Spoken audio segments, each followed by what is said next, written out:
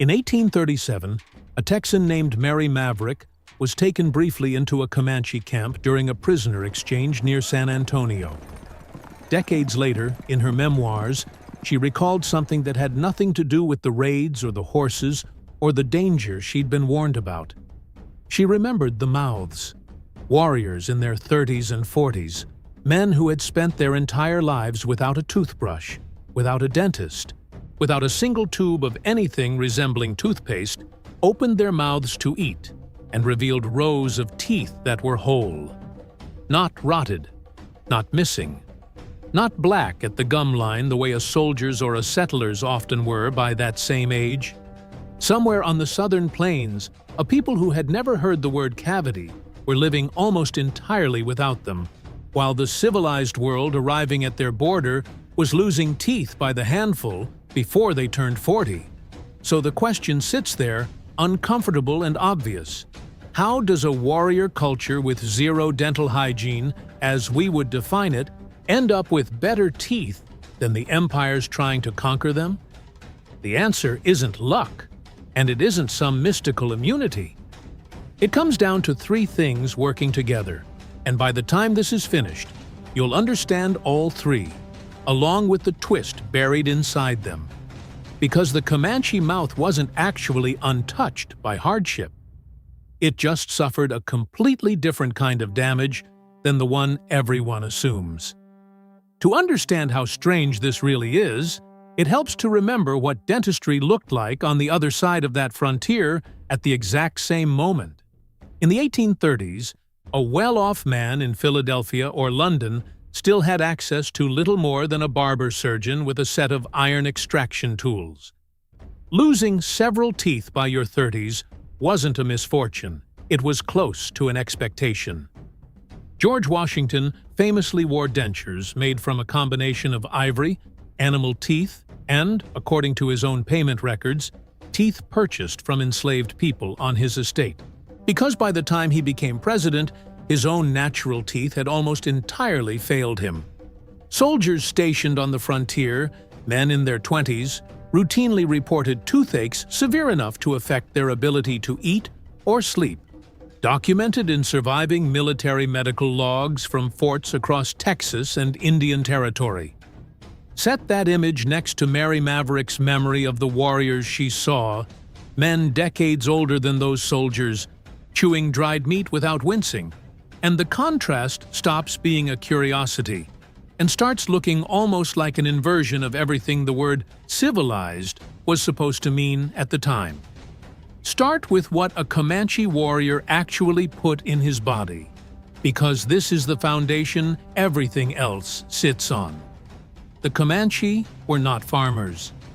Unlike the Wichita or the Caddo to their east, unlike the Pueblo peoples to their west, the Comanche built almost no agriculture into their economy. What they built instead was one of the most efficient meat-based food systems on the continent, centered entirely on the buffalo. Estimates place their population in the tens of thousands by the early 1800s, ranging over a territory so vast it earned its own name, Comancheria, stretching across what's now Texas, Oklahoma, Kansas, Colorado, and New Mexico. And virtually every calorie that sustained that population came from an animal that provided meat, fat, marrow, blood, and organ tissue, supplemented only occasionally by wild roots, berries, and nuts gathered along the way, or maize and tobacco obtained through trade. What that diet did not contain matters just as much as what it did. No wheat, no refined flour, no cane sugar, no honey in any quantity worth mentioning, no mead, no beer brewed from grain, none of the fermented starches that had been rotting European teeth for centuries. Compare that to the world on the other side of the frontier at the exact same moment.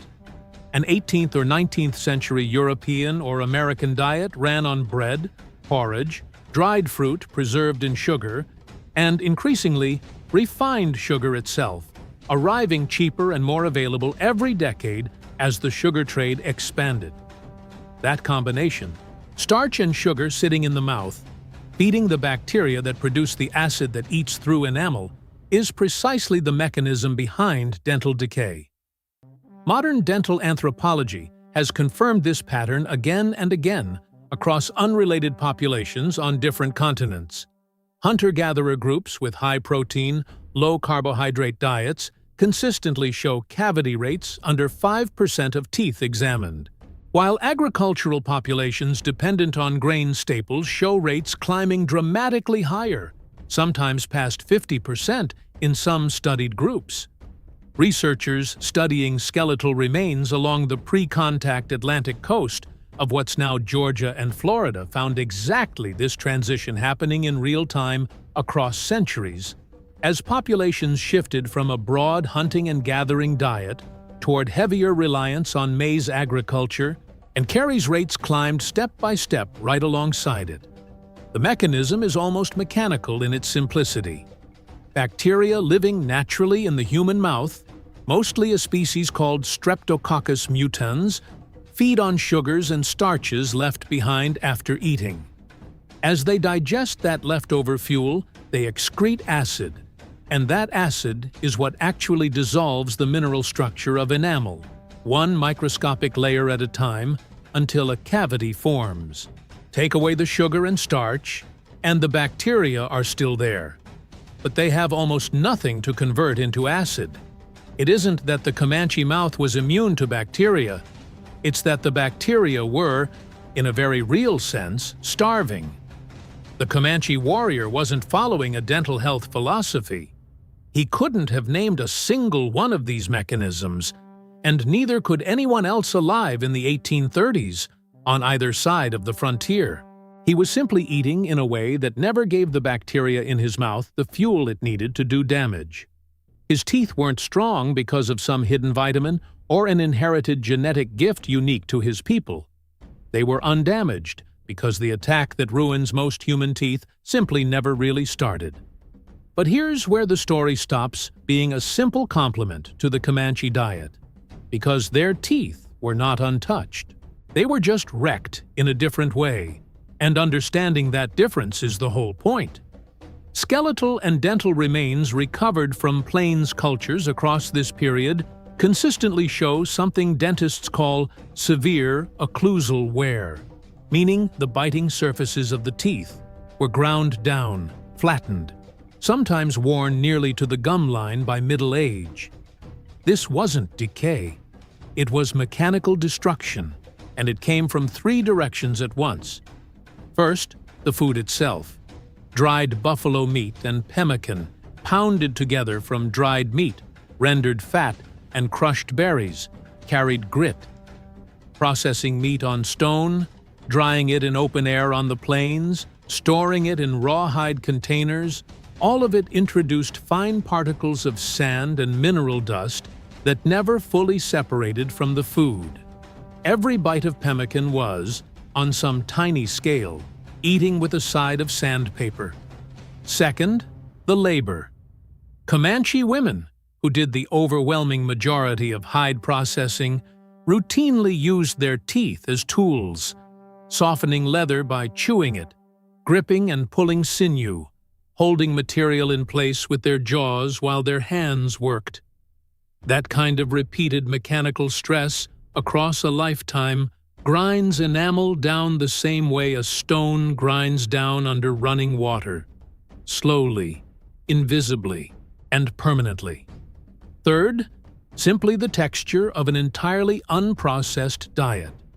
Meat that hasn't been ground, softened, or refined requires far more chewing force and far more chewing time than anything in a modern kitchen, and that repetitive force wears surfaces down even without a single grain of grit involved.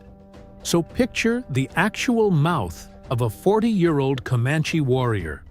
No cavities eating into the teeth from outside, but teeth flattened, shortened, worn down almost like old coins that have passed through too many hands, the enamel on the biting surfaces reduced to a thin cap or gone entirely, leaving the softer dentin underneath exposed. In severe cases, documented by physical anthropologists examining plains culture remains, this wear reached far enough that the pulp chamber, the living nerve tissue at the center of the tooth, was exposed, which would have caused real and repeated pain, just not the kind that comes from decay. It's not the fairy tale version of indigenous dental perfection that sometimes gets repeated online, the one that treats natural as a synonym for flawless. It's something more interesting and considerably more honest.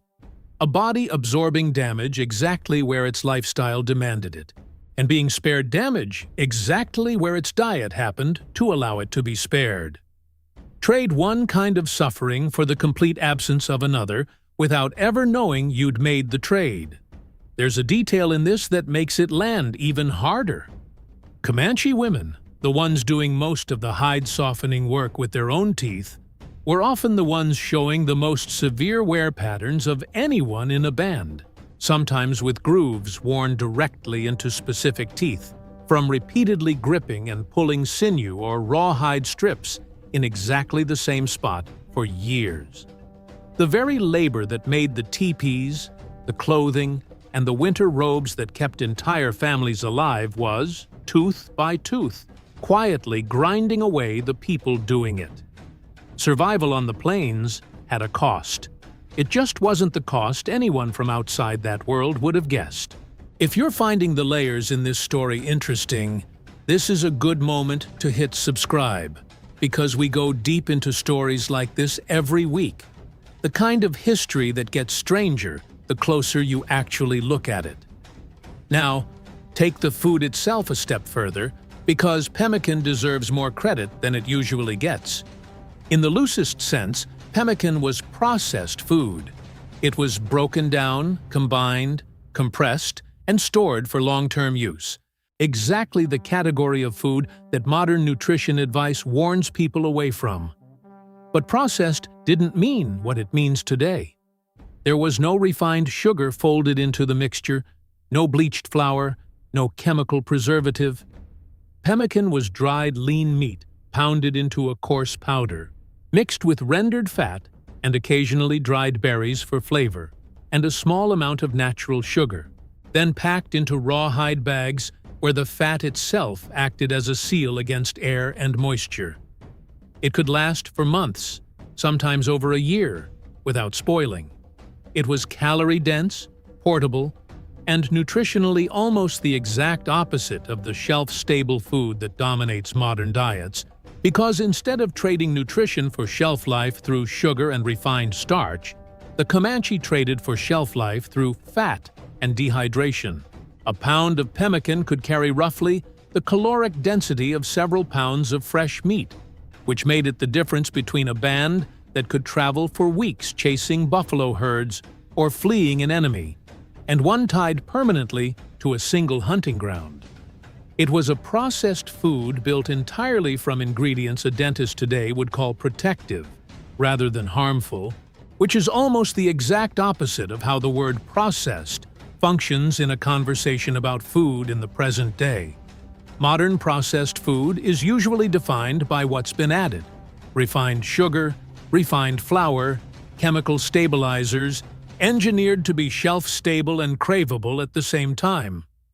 Pemmican was defined by what had been removed: water, primarily, through drying, which is a completely different kind of processing with a completely different consequence for the mouth doing the chewing. That protection depended on one more condition, though, and it's the one that eventually broke everything: isolation. For most of their history, Comanche bands were geographically and economically separated from the sugar and grain economies of Europe and the eastern colonies. That distance functioned almost like a wall around their teeth, whether anyone at the time understood it that way or not. This exact pattern, the collapse in dental health that follows contact with processed Western food, was documented directly by a Cleveland dentist named Weston Price, roughly a century later, in the 1930s. Price spent over a decade traveling to isolated communities around the world, from Swiss mountain villages to Inuit settlements to indigenous groups across North America. photographing and examining their teeth. What he found, again and again, was close to identical. Populations still eating traditional, unprocessed, high-fat, high-protein diets showed remarkably low rates of cavities and well-formed dental arches, while within a single generation of adopting white flour, refined sugar, and canned goods, cavity rates in the same communities rose sharply, sometimes within siblings, born only a few years apart in the same household. Price's conclusions have been debated by later researchers, some pointing out the risk of romanticizing primitive health or ignoring other factors like high infant mortality in isolated groups. But the core pattern he documented, sugar and refined starch producing rapid, measurable dental collapse in populations that had never seen it before, lines up almost exactly with what happened to the Comanche once their isolation ended. And their isolation did end, decisively and quickly. Trade with Comancheros, Anglo-settlers, and eventually the reservation system introduced exactly what centuries of buffalo hunting never had: flour, sugar, coffee sweetened heavily, and eventually canned goods loaded with preservatives and starch. Early trade goods brought in modest quantities, sugar as an occasional luxury alongside horses, guns, and metal tools, not yet a dietary staple. That changed completely once the buffalo herds themselves collapsed in the 1870s, driven to near extinction within roughly a single decade by commercial hide hunting operating on an industrial scale, professional hunters shipping hundreds of thousands of hides east every season until the herds that had covered the plains in the millions were reduced to scattered remnants.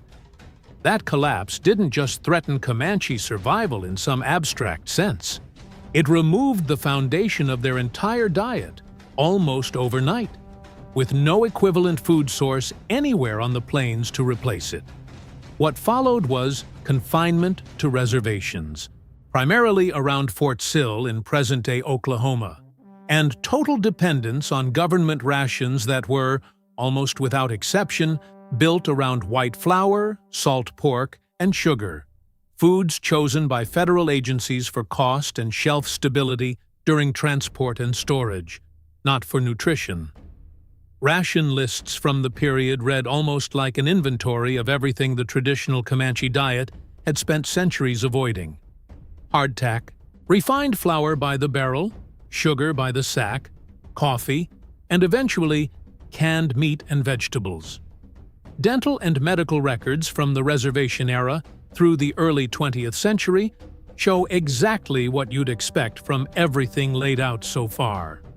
Rising rates of cavities, gum disease, and tooth loss in a population whose ancestors had gone entire lifetimes without either. Physicians and missionaries working on reservations in this period documented complaints of toothache becoming common for the first time in living memory, among people whose grandparents had chewed dried meat for 80 years without ever needing to.